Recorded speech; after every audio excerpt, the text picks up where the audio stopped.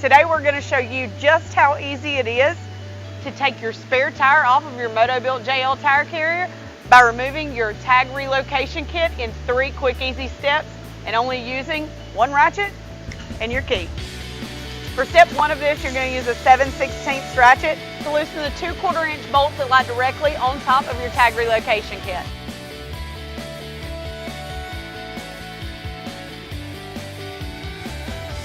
Once you have your tag mount loose, you'll see you've got 2 connectors, one going to your tag light and the other to your backup camera. You're just going to grab this quick connect and disconnect that brake light.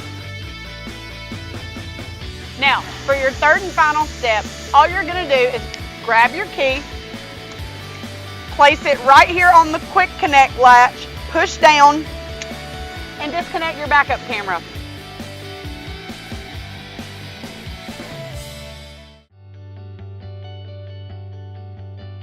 Now that you've disconnected both your wires running to your brake light and your backup camera, you can remove the entire tag mount and pull your spare tire off with ease.